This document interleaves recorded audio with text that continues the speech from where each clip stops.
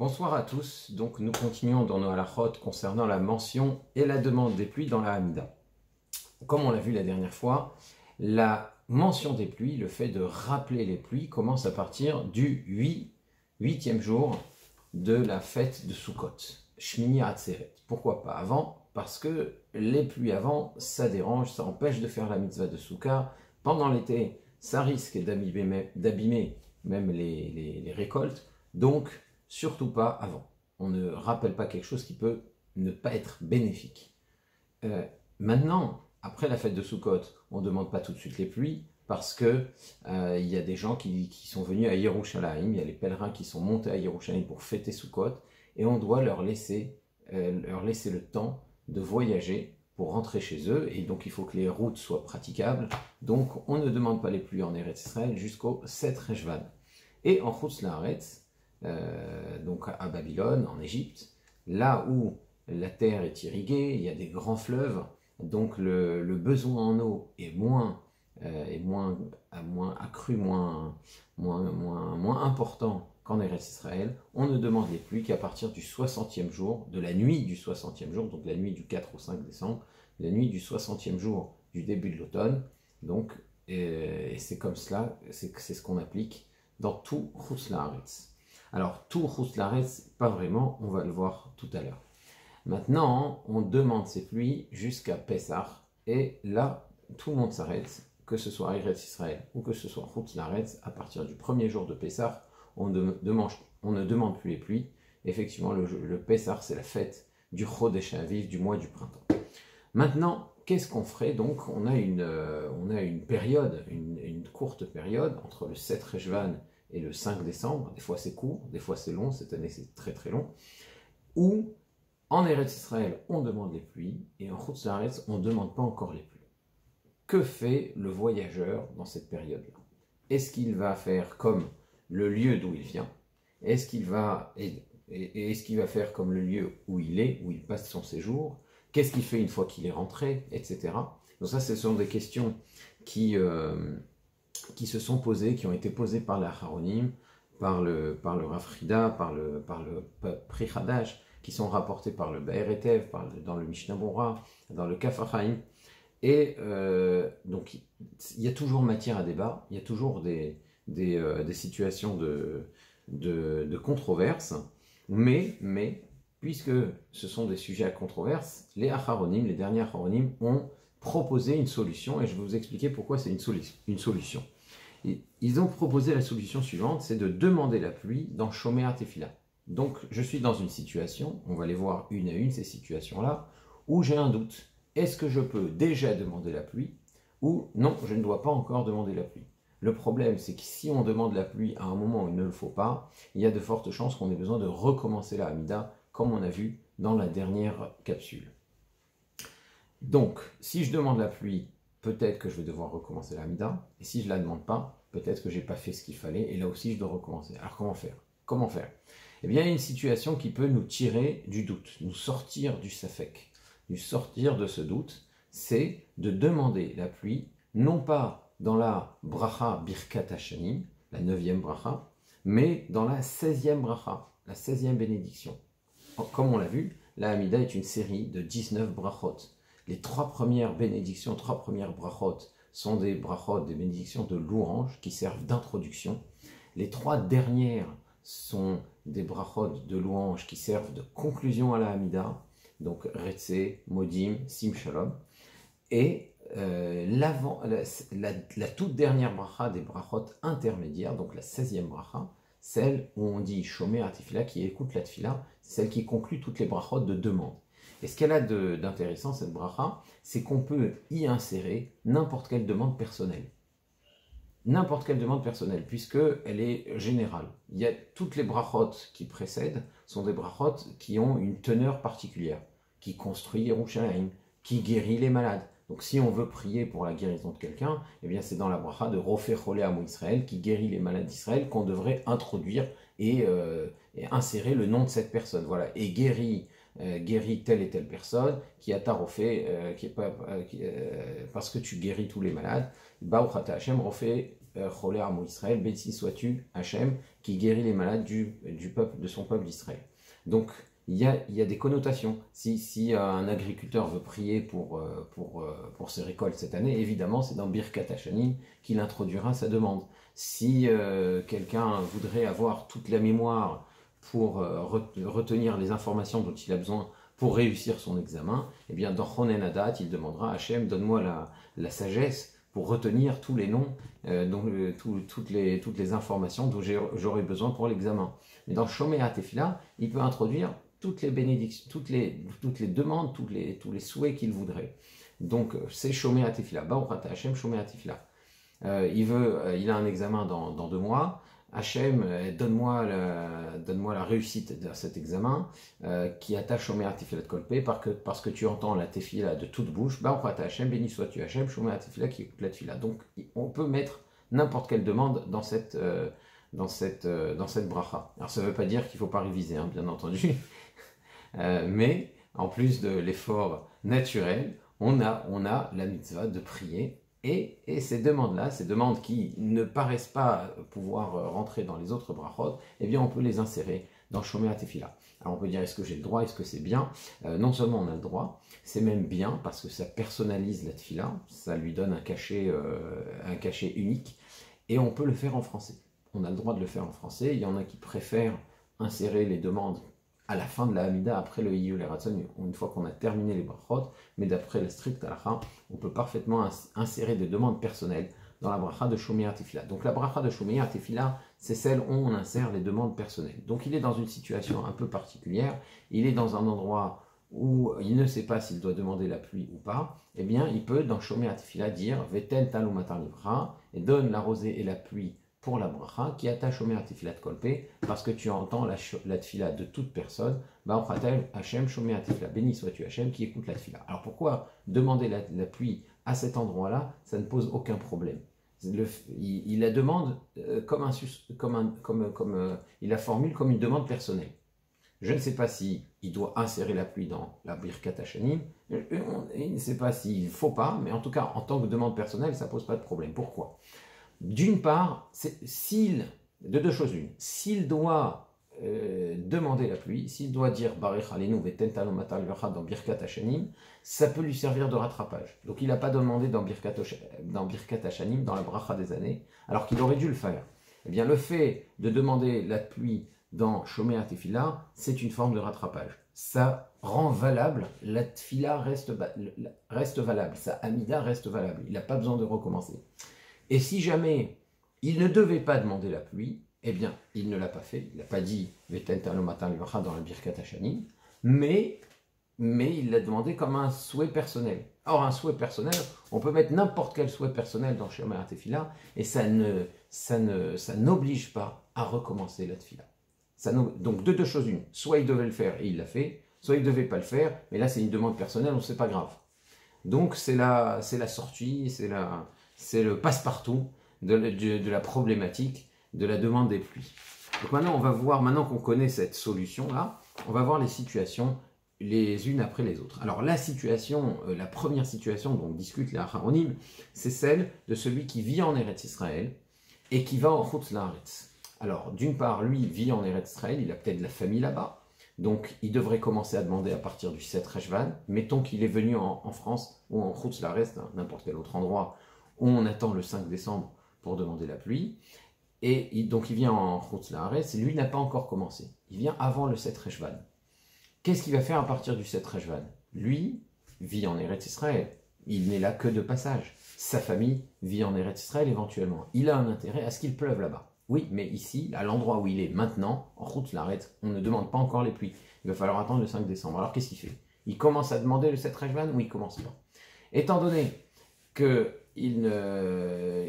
personne ne demande ici et que ça ne concerne que lui, eh bien, il va le demander dans Shomea Tefila comme une demande personnelle. C'est personnel. Et c'est le 7 Reshvan. Pour lui, qui vit en Eretz Israël, qui a sa famille là-bas, il y a un intérêt à ce qu'il y ait de la pluie là-bas, mais là où il est maintenant, il n'y a pas encore besoin de pluie. Donc il va continuer à dire Barechenu sans mention de la pluie, sans demande de la pluie, sans dire Venten talou matar livra, ou le texte Barech Alenu sans mention de la pluie dans le Nosach Ashkenaz.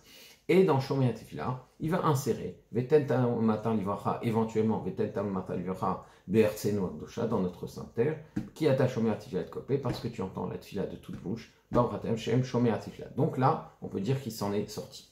Si maintenant, il vient dans cette période-là où on est cette année maintenant, entre le 7 Reshvan et le 5 décembre, il a déjà commencé à dire Veten Talmud Matin Livracha dans la Birkat Hashanim. Est-ce qu'en allant en Chutz Laaretz, il va devoir s'arrêter parce que plus personne ne demande là où il est? Eh bien, évidemment non. Donc il va continuer à demander, puisque là il a déjà dit Barich Aleinu, alors il va continuer à dire Veten Talmud Matin Livracha, puisqu'il a commencé, il ne va pas s'arrêter. Ce qu'il est important de préciser, c'est que tout cela, c'est seulement dans sa tfila personnelle, dans sa Hamida qui dit à voix basse. Si en revanche, il est désigné comme Chazan, comme Shaliach Tzibour, à ce moment-là, lors de la répétition, il va devoir répéter la Hamida comme le Tzibour qui est là, et donc sans mention de Veten Talmud Matin Livracha. Donc ça, c'est pour le cas de celui qui vit en Eretz Israël et qui vient en Chutz Laaretz dans cette période-là. Si maintenant quelqu'un de Chutz Laaretz va en Eretz Israël maintenant, lui n'a pas encore demandé la pluie. Il devait attendre le 5 décembre. Et il atterrit à Tel Aviv et il va à l'endroit où il doit être en Eretz Israël. Il commence sa première tfila. Tout le monde demande la pluie. Que fait-il? Est-ce qu'il dit Barich Aleinu comme tout le monde là-bas, ou est-ce qu'il dit Barichenu comme il le fait en Eretz Israël? Eh bien, là aussi, il y a un débat entre les Acharonim, mais étant donné qu'Eretz Israël concerne un petit peu tout le monde, alors on peut dire qu'il vaudrait mieux qu'il fasse comme ceux qui vivent en Eretz Israël et qui demandent la pluie avec tout le monde. Parce que le sort d'Eretz Israël nous concerne un peu tous, donc on va suivre à ce moment-là les poskim qui encouragent à demander la pluie avec tout le monde. Alors maintenant, il a commencé à demander les pluies comme là où il est, donc comme ce que recommande le Rav Frida notamment, le Rav Chaim Yosef David Azoulay, et pas comme d'autres Acharonim. Il a commencé à demander les pluies et il rentre chez lui. S'il rentre chez lui après le 5 décembre, il n'y a aucun problème, aucune question ne se pose, puisque quand il rentre chez lui, tout le monde demande déjà la pluie. Lui, il a demandé un peu plus tôt, le jour où il a atterri en Eretz Israël, ou le 7 Reshvan, s'il a voyagé plus tôt, et il est rentré après le 5 décembre. Ça ne pose pas de problème. Mais s'il rentre plus tôt maintenant, donc il a demandé les pluies avec tout le monde en Eretz Israël, il a commencé à dire Veten Talmud Matin Livracha dans la Birkat Hashanim, et maintenant il retourne chez lui. Y a-t-il maintenant un sens à ce qu'il continue à demander la pluie? Après tout, là où il est, personne ne demande la pluie. Lui, il n'a pas un intérêt personnel puisque c'est là où il vit, il vit pas en Eretz Israël. Est-ce qu'il va continuer à demander les pluies? Eh bien, mais d'un autre côté, il y a un autre problème, c'est que tu avances dans la saison des pluies et ça ne paraît pas logique que tu aies commencé à demander les pluies et que tout d'un coup tu t'arrêtes et après le 5 décembre tu recommences. C'est pas logique non plus. Donc qu'est-ce qu'on dit? Eh bien, on va utiliser notre fameuse porte de sortie et il va continuer en Chutz Laaretz à demander les pluies, mais pas dans la Birkat Hashanim, pas dans la bracha des années, dans la 16e bracha, la bracha de Shomer Tefila. Voilà donc pour les personnes qui voyagent d'un endroit à l'autre pendant cette période-là. Donc, on ne peut pas demander les pluies en dehors de la saison hivernale. Passé Pessah, c'est terminé. Plus personne ne demande les pluies. Et c'est même parfois une très mauvaise chose. On a dit que quand on mentionne les pluies dans cette période-là, à partir de Pessah, ça devient éliminatoire. On doit recommencer la Hamida. Il y a même une histoire assez impressionnante dans Ta'anit d'Afraf Dalet, où la reine mère de Perse, qui était la mère du roi Shavour Malka, avait dit à son fils, tu sais, n'essaye pas trop de faire de problème aux Juifs parce que tout ce qu'ils demandent, ils l'obtiennent. Et Shavour Malka était un peu étonné de ce que sa mère avait dit. Elle lui demande pourquoi tu dis qu'ils obtiennent tout ce qu'ils demandent. Et alors la mère de Shavour Malka, qui s'appelait d'ailleurs Ifra Hormiz. Ifra Hormiz, ça veut dire la beauté des diables. Bon, c'était le nom de la reine-mère en Perse. Elle dit à son fils, ben voilà, ils demandent les pluies, et ils obtiennent les pluies. Bon, son fils n'est pas très impressionné, il lui dit, bah, tu sais que tu demandes les pluies en hiver, tu demandes les pluies en automne. Bon, il n'y a pas de quoi être vraiment impressionné par le fait que les pluies tombent en leur saison. Alors la reine-mère lui dit, mais c'est grâce à leur prière que la pluie vient en hiver, ne crois pas. D'ailleurs, s'ils demandaient la pluie en plein été, ça viendrait. Alors Shavour Malka, il dit, ben, je demande à voir. Donc Ifra Hormiz envoie une missive à Rava, qui est alors le chef du Sanhédrin à l'époque, et lui dit, tu sais, il faut absolument que tu demandes les pluies, on est en plein Tammuz, mais il faut que tu pries pour les pluies. Donc Rava prie pour les pluies n'y viennent pas, et il insiste, il dit, écoute, Hachem, nos pères ont vu des miracles, les générations anciennes les ont vus, mais nous n'avons malheureusement pas eu l'occasion de les voir. Et le simple fait de le dire comme ça, comme une sorte de plainte, ça a fait, sa prière a été entendue, et des pluies très abondantes sont tombées. On dit que des rigoles sont tombées de Néardéa et jusqu'au fleuve de Tigre, donc c'était quelque chose d'impressionnant. On dit que ça a beaucoup énervé les cieux à ce moment-là, et le père de Rava lui est apparu en rêve. Il lui a dit, il faut que tu changes de place, parce qu'on est très en colère contre toi dans les cieux, parce que tu as demandé les pluies au moment où il ne fallait pas, tu as changé le cours de la nature. Donc Rava va dormir ailleurs, et le lendemain matin, quand il voit son lit, il voit que c'est lacéré de lame de couteau, il a dû échapper à un attentat. En tout cas, c'était pas du tout une bonne chose de demander les pluies en plein été. Alors évidemment, on n'est pas dans cette configuration, on ne cherche pas à forcer les choses. En général, quand on se trompe, c'est plutôt qu'on a tendance à répéter ce qu'on a dit en hiver. Néanmoins, ça suffit pour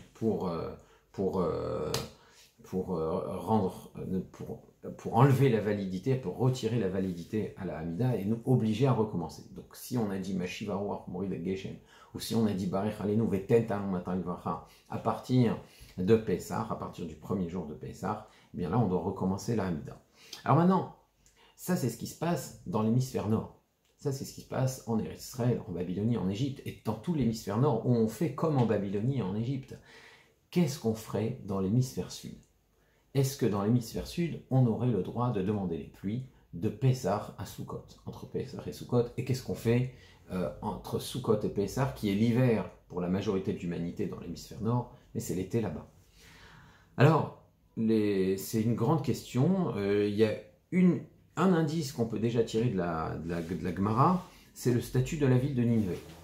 Alors la ville de Nineveh, ils sont partis demander à Rabbi Yehuda Nassi, le fameux rédacteur de la Mishnah. Donc c'est à la fin du premier chapitre de Masechet Ta'anit. Ils sont partis demander à Rabbi, qu'est-ce qu'on fait nous à Nineveh? On a besoin de pluie toute l'année, même en Tammuz. Est-ce qu'on continue à dire Veten Talon Matan Livracha dans la bracha des années, tout comme un pays qui a besoin de plus de pluie, de la même manière qu'Eretz Israël demande les pluies plus tôt que Babylone?